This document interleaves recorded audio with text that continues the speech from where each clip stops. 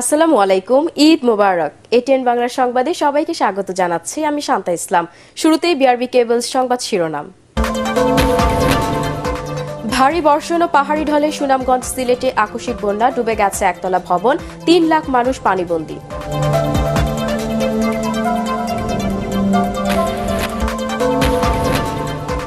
রাত ১২টার মধ্যে রাজধানীতে কোরবানির বর্জ্য সরানো শেষ, পশুর হাটে পরিচ্ছন্নতা অভিযান শুরু।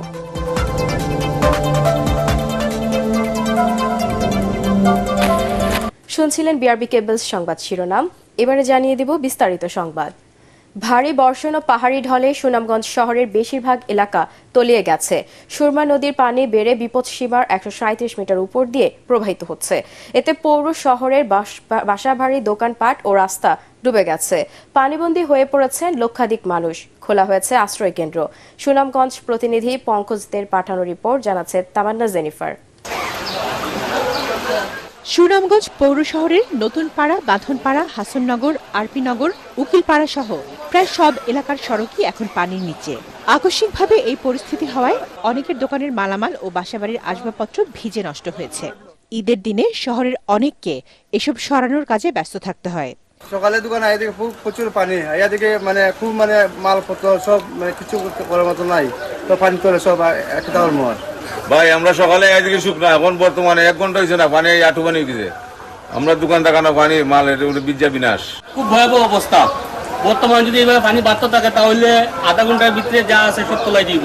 অলরেডি যা বাজার আছে বুড়িয়ে গেছে। সুনামগঞ্জ পৌরসভার নির্বাহী প্রকৌশলী জানান, জলাবদ্ধতা দূর করতে কাজ শুরু করেছেন তারা। পানি উন্নয়ন বোর্ডের নির্বাহী প্রকৌশলী মামুন হাওলাদার জানিয়েছেন, আগামী 2 দিন কি পরিমাণ বৃষ্টি হয় তা দেখে পরবর্তী ব্যবস্থা নেওয়া হবে। পরিস্থিতি মোকাবেলায় শুকনা খাবার ও ত্রাণ মজুত করেছে জেলা প্রশাসন। আবহাওয়া অধিদপ্তরের যে পূর্বাভাস সে অনুসারে নদীর পানি বৃদ্ধি পেতে পারে। আশ্রয় কেন্দ্রগুলো খুলে দেওয়া হয়েছে, যাদের প্রয়োজন তারা আশ্রয় কেন্দ্রগুলোতে আশ্রয় নিচ্ছে। আমাদের প্রশাসনের পক্ষ থেকে সর্বাত্মক সহযোগিতা এই আশ্রয় কেন্দ্র সহ সার্বিক বিষয়ে অব্যাহত রয়েছে। বৃষ্টিপাত ও বন্যার পূর্বাভাস আগে জানানোর পাশাপাশি শহরের জলাবদ্ধতা দূর করতে কার্যকর উদ্যোগ নেওয়ার তাগিদ দিয়েছেন সুনামগঞ্জবাসী। Bureau report, ATN Bangla. উজানের ঢল ও টানা বৃষ্টিপাতে সিলেটেও ফের বন্যা দেখা দিয়েছে। তলিয়ে গেছে জেলার বিস্তীর্ণ এলাকা। এরই মধ্যে 2 লাখ মানুষ পানিবন্দী হয়ে পড়েছে বলে জানিয়েছে প্রশাসন। জেলার জৈন্তাপুর, গোয়াইনঘাট, কানাইঘাট, ওসমানীনগর সহ কয়েকটি উপজেলায় প্রবল বেগে ঢুকছে উজানের ঢল। গোয়াইনঘাট জাফলং সড়কের উপর দিয়ে পানি প্রবাহিত হওয়ায় যোগাযোগ বিচ্ছিন্নের আশঙ্কা করা হচ্ছে। কোমর পানিতে তলিয়ে রয়েছে কানাইঘাট উপজেলা সদর। কোথাও কোথাও ভবনের একতলা পর্যন্ত পানির নিচে। তলিয়ে গেছে সিলেট নগরের 10টি ওয়ার্ডের বিভিন্ন এলাকা। এতে দুর্ভোগে অসংখ্য মানুষ। এদিকে মৌলভীবাজারেও দ্রুত বাড়ছে মনুধলাই। কুশিয়ার, জুড়িসহ জেলার সবকটি নদ নদীর পানি তলিয়ে গেছে নিম্নাঞ্চল। ঈদের পরদিনও ঢাকা ছাড়ছেন অনেকেই। হুড়োহুড়ি এড়িয়ে তাদের এই যাত্রা হয়েছে আরও আনন্দময়। রাজধানীর রেল স্টেশন ও বাস টার্মিনালে দুপুর পর্যন্ত এমন মানুষের ভিড় দেখা গেছে। ঐশী গোস্বামী, প্রমাণ রিপোর্ট। ঈদের আগে যানবাহনে ভিড় আর ভাড়া বেশি থাকায় পরের দিনটি নির্বিঘ্ন যাত্রার জন্য বেছে নিয়েছেন কেউ কেউ। কমলাপুর রেল স্টেশনে তাই ঈদের পরদিন ঢাকায় ফেরা যাত্রীর চেয়ে ঢাকার বাহিরে যাওয়া মানুষের সংখ্যাই বেশি। ঈদে পাওয়া কোরবানির মাংস সাথে করে নিয়ে গ্রামে যাচ্ছেন নিম্ন আয়ের মানুষ। ঈদের আগে যানজটটা বেশি, যাওয়ার মতো সিস্টেম, ঈদের পর তো একটু যানজট কম। 3 দিনে ছুটি পেয়ে নানা নানির সাথে দেখা করতে যাচ্ছি। বাচ্চাদের স্কুল মাদ্রাসার জন্য ছুটি হয়েছে দেরি কইরা, আর ঈদের আগে কোনো টিকিট পাই নাই। ঈদের পরও বাস ও রেল যাত্রীদের নিরাপত্তায় কড়া নজরদারি বহাল রেখেছে আইন শৃঙ্খলা বাহিনী। স্বস্তির এ যাত্রায় খুশি যাত্রীরা। তার আগে টিকিট পাই নাই, ঈদের পরের দিন সবার সাথে ঈদ করার জন্য যাইতেছি। এখানে মা বাবার সাথে ঈদ করছি, এখন ঈদের পরের দিন আজকে গ্রামে যাইতাছি। আজকে আমাদের 24 জোড়া আন্তনগর এবং 15 জোড়া মেইল কমিউটার ট্রেন ঢাকা থেকে বিভিন্ন উদ্দেশ্যে ছেড়ে যাবে এবং 1 জোড়া স্পেশাল ট্রেন আছে। ভোগান্তি কম থাকায় এবারের ঈদ যাত্রা নিয়ে সন্তোষ জানিয়েছেন সাধারণ মানুষও। ঐশী গোস্বামী, প্রমা, এটিএন বাংলা, ঢাকা। ঈদের রাত 12টার মধ্যেই ঢাকার 2 সিটি কর্পোরেশনের সব কোরবানি পশুর বর্জ্য অপসারণ করা হয়েছে। তবে অস্থায়ী হাটগুলো থেকে আবর্জনা সরানোর কাজ এখনও করছেন সিটি কর্পোরেশনের পরিচ্ছন্নতা কর্মীরা। ঢাকা দক্ষিণ ও উত্তর সিটি কর্পোরেশনের পক্ষ থেকে জানানো হয়, বিচ্ছিন্নভাবে কেউ কুরবানি দিলে সিটি কর্পোরেশনের হটলাইন নম্বরে যোগাযোগ করলে সেই সব বর্জ্য পরিচ্ছন্নতা কর্মীরা নিয়ে যাবেন। ঢাকা উত্তর সিটির আওতাধীন 54টি ওয়ার্ডের বর্জ্য সংগ্রহের পর আমিনবাজার ল্যান্ডফিল্ডে নেওয়া হচ্ছে। এই জন্য কাজ করছে কয়েকশো যানবাহন।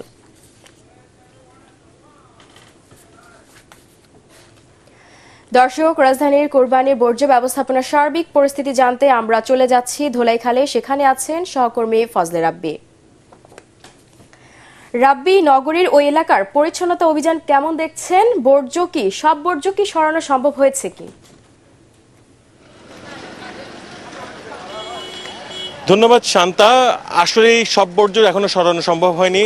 আপনি যেমনটি বলছিলেন যে ঢাকা শহরের অলিতে গলিতে কিংবা শতভাগ কোরবানির বর্জ্য অপসারণ হয়েছে, সেটা যেমন ঠিক গলিতে গলিতে কোরবানির বর্জ্য অপসারণ হয়েছে, কিন্তু গলার কাটা হয়ে দেখা দিয়েছে আসলে যে সমস্ত এলাকা হাট ছিল, হাটের এলাকাগুলোতে যেমন ধোলাইখালের এলাকায় যে হাটটি ছিল, সেই হাটের ময়লা পরিষ্কার করতে যেয়ে এখন মূলত রাজধানীবাসীকে, এই এলাকার মানুষকে চরম ভোগান্তির মধ্যে দিয়ে পার করতে হচ্ছে। আপনি দেখতেই পাচ্ছেন যে প্রচণ্ড রকমের ধুলো উঠছে এবং বালি, এখানে 100 টনের মতো বালি ফেলা হয়েছিল হাটের আগে।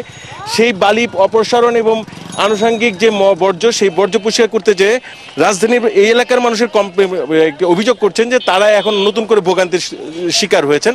যে এই ধরনের ভোগান্তি এইরকমভাবেই সিটি কর্পোরেশনের পক্ষ থেকে বলা হয়েছে যে মোট দক্ষিণ সিটি কর্পোরেশনের 11টি হাটের মধ্যে 6-7টির বর্জ্য এর মধ্যে অপসারণ হয়েছে, বাকি যে 5টি বর্জ্য অপসারণ হচ্ছে। সেই অপসারণের কাজে আসলে এই বালি এবং আনুষঙ্গিক যে ধুলো বা এগুলোর কারণে রাজধানীবাসীকে ভোগান্তির মধ্যে দিয়ে যেতে হচ্ছে এবং তারা বারবারই বলছিলেন, অভিযোগ করছিলেন যে এলাকার ভেতরে এই ধরনের হাট যেন ভবিষ্যতে না বসে এবং এই হাটের কারণে আসলে কোরবানির আগে এবং পরে এলাকার মানুষকে চরম ভোগান্তির মধ্যে দিয়ে যেতে হয়। তো শান্তা, আশা করছি যে আজকে সন্ধ্যার মধ্যে সিটি কর্পোরেশন যেমন বলছে আজকে সন্ধ্যার মধ্যে সমস্ত বর্জ্য অপসারণ হয়ে যাবে। এই ছিল আমার কাছ থেকে বর্জ্য ব্যবস্থাপনার সব শেষ খবর। রাব্বি, আপনাকে ধন্যবাদ। চলমান মূল্যস্ফীতির মধ্য দিয়ে দেশে ব্যাপক পশু কোরবানি হয়েছে এমন তথ্য দিয়ে আওয়ামী লীগ সাধারণ সম্পাদক ওবায়দুল কাদের বলেন, মূল্যস্ফীতির কারণে ঈদ ব্যাহত হয়েছে, বিএনপি নেতাদের এমন মন্তব্য মিথ্যা। রাজধানীর ধানমন্ডিতে দলীয় সভাপতি রাজনৈতিক কার্যালয়ে সাংবাদিকদের সাথে মতবিনিময়কালে তিনি এই মন্তব্য করেন। মিয়ানমারের বিষয়ে বিএনপি মহাসচিবকে চ্যালেঞ্জ দিয়ে ওবায়দুল কাদের বলেন, দেশের সার্বভৌমত্বের কোথায় আঘাত হানা হচ্ছে তা পরিষ্কার করতে হবে। দুর্নীতির বিরুদ্ধে শেখ হাসিনা জিরো টলারেন্স নীতি ঘোষণা করেছেন জানিয়ে আওয়ামী লীগ সাধারণ সম্পাদক আবারও বলেন, যতই প্রভাবশালী হোক না কেন, কারো বিরুদ্ধে অভিযোগ আসলেই ব্যবস্থা নেওয়া হবে। মিয়ানমারের ব্যাপারে আমি মির্জা ফখরুলকে চ্যালেঞ্জ করছি, সার্বভৌমত্বের প্রতি কোথায় আঘাত। মিয়ানমারের সরকারের পক্ষ থেকে উস্কানি দেওয়া এ পর্যন্ত হয়নি। আমরা তো মির্জা ফখরুলের বক্তব্যের আগেই বলেছি, আমরা কাউকে আক্রমণ করব না, কিন্তু আক্রান্ত হলে আমরা জবাব দেব। ভারতের সামরিক এবং বেসামরিক পরিবহনের জন্য বাংলাদেশের উপর দিয়ে রেললাইন নেটওয়ার্ক তৈরির সুযোগ দেওয়া হচ্ছে বলে অভিযোগ করেছেন বিএনপির সিনিয়র যুগ্ম মহাসচিব রুহুল কবির রিজভী। দেশের স্বাধীনতা ও সার্বভৌমত্ব বেঁচে দিয়ে যে কোনো উপায়ে ক্ষমতায় থাকতেই ভারতকে আওয়ামী লীগ এই সুযোগ দিচ্ছে বলে মন্তব্য করেন তিনি। সকালে নয়াপল্টনে দলের কেন্দ্রীয় কার্যালয়ের ব্রিফিংয়ে তিনি বলেন, বেকারত্ব, মূল্যস্ফীতি, রিজার্ভের দরপতন, খেলাপি ঋণ সহ হাজার কোটি টাকার ভর্তুকিতে দেশের অর্থনীতি এখন ধ্বংসের মুখে। জনগণের মতামত ছাড়াই শেখ হাসিনা নিজের অহংকে বাস্তবায়িত করতে দেশের ভেতর দিয়ে রেলপথ নির্মাণের অনুমতি দিচ্ছেন শুধুমাত্র নিজের অবৈধ ক্ষমতার নিরাপত্তা নিশ্চিত করতে, কারণ তিনি ভোটারবিহীন ডামি নির্বাচনের প্রধানমন্ত্রী। ঈদুল আজহার ছুটিতে পর্যটকদের পদচারণায় মুখরিত পটুয়াখালীর সমুদ্র সৈকত কুয়াকাটা। ঈদের দিন থেকেই প্রকৃতি ও সমুদ্রপ্রেমী সকল বয়সের পর্যটকদের উপস্থিতিতে প্রাণ ফিরে পেয়েছে সাগরকন্যা।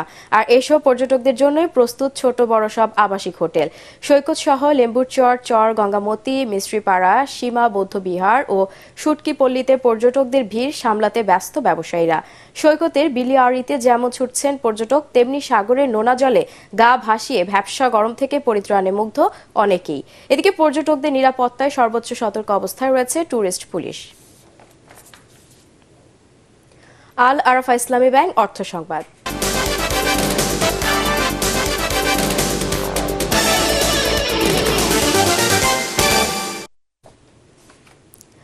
রাতারাতি ট্যানারি পরিবেশ ঠিক করা সম্ভব না, স্বল্প মধ্য ও দীর্ঘমেয়াদী পরিকল্পনা মাফিক কাজ করা হচ্ছে বলে জানিয়েছেন শিল্প মন্ত্রণালয়ের সিনিয়র সচিব জাকিয়া সুলতানা।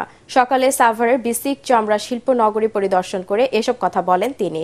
সচিব আরও জানান, পরিবেশ রক্ষার্থে সাভারে আরও একটি এবং চট্টগ্রামে প্রথমবারের মতো একটি সিইটিপি করা হবে। এই বছর চামড়া সংগ্রহ ও সংরক্ষণ অন্যান্য বারের চেয়ে ভালো হয়েছে বলেও জানান তিনি। ভোক্তা অধিকার সংরক্ষণ অধিদপ্তরের মহাপরিচালক সহ মন্ত্রণালয়ের বিভিন্ন পর্যায়ের কর্মকর্তারা এ সময় উপস্থিত ছিলেন।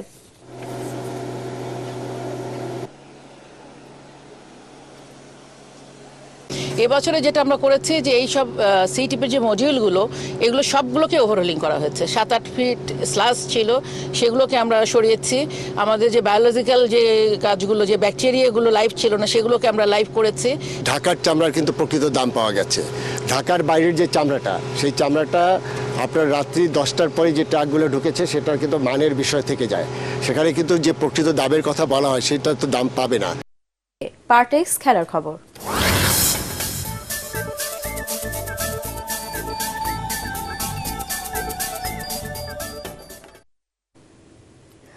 টি-20 বিশ্বকাপে সুপার 8-এর ম্যাচ খেলতে সেন্ট ভিনসেন্ট ছেড়ে অ্যান্টিগো পৌঁছেছে বাংলাদেশ ক্রিকেট দল।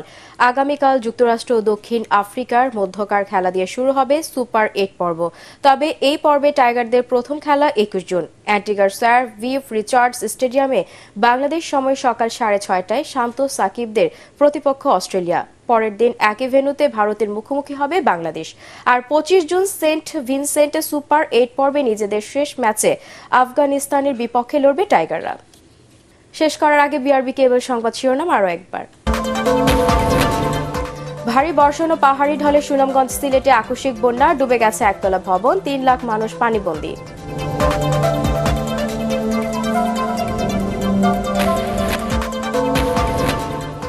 রাত 12টার মধ্যে রাজধানীতে কোরবানির বর্জ্য সরানো শেষ, পশুর হাটে পরিচ্ছন্নতা অভিযান শুরু।